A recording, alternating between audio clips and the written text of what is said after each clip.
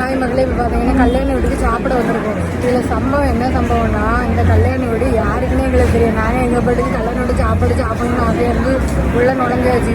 சாப்பிட்டு முடிக்கிறத தயவு செஞ்சு யாரும் இது மாப்பிள்ளை விடா நீங்கள் பொண்ணு விடான்னு கேட்டுறாதீங்கடே. இப்போ தான் இலையே போட்டிருக்காங்க. சீக்கிரம் சோத்தை போடுங்க, நான் சாப்பிட்டுட்டு ஓடட்டு. இது வரைக்கும் ஒரு கல்யாண வீட்டிலேருந்து ஒரு கார்டு கூட தரல மக்களே நமக்கு, மனதாச்சே இல்லாமல். அதனால தான் இன்றைக்கி யாருக்கு வேணும்னு தெரியாமல் உள்ளே நுழைஞ்சாச்சு.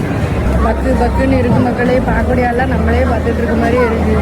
சீக்கிரம் சோத்தை பாடுங்க, கோச்சி சோத்தை போடுங்கடைய பயத்தில் வாய் வேற உளருது. சாப்பாடு வைக்க ஆரம்பிச்சிருச்சு. என்னென்ன சாப்பாடு வச்சுருக்கான்னு பார்த்துருவோமா? எங்கள் ஊர் ஸ்பெஷல் பாலாடை, சிக்கன் கறி, அப்புறம் அல்வா கொடுத்துருந்தாங்க. அதுக்கப்புறம் பிரியாணி, நல்லா மட்டன் பிரியாணி, அதுக்கப்புறம் வந்து சிக்கன் நல்லா பொரிச்சது, அதுக்கப்புறம் வந்து நெய் மீன் பொரிச்சது. சாப்பாடு சூப்பராக இருக்குது, யாரில் ஒரு செம்மையாக இருக்குது. கடைசியாக தயிர் சாதத்தில் முடிச்சு விட்டாச்சு மக்களே. பாயசம் தருவான்னு சொல்லி இடையில சோத்தெல்லாம் ஒதுக்கிட்டு உட்காந்துட்டு இருந்தேன். பழத்தையும் பப்படத்தை கலந்து போட்டு அடிக்கிறாங்க. கடைசி வரைக்கும் பாயசத்தை கண்ணிலே காட்டல மக்களே. பாயசமே தருவாங்க. ஃப்ரூட்ஸு, அதுக்கப்புறம் வந்து குலாப் ஜாமுன், அப்புறம் வந்து பத்தாவதுக்கு ஐஸ்கிரீம் வேறு தந்துருக்காங்க.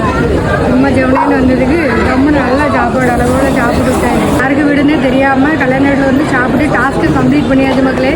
அடுத்த டாஸ்க் ஏதாவது இருந்தால் எனக்கு கமெண்டில் சொல்லுங்கள், சரியா? சரி வாவா, சீக்கிரம் யாரும் பார்க்கறதுன்னு ஓடிடுவோமா?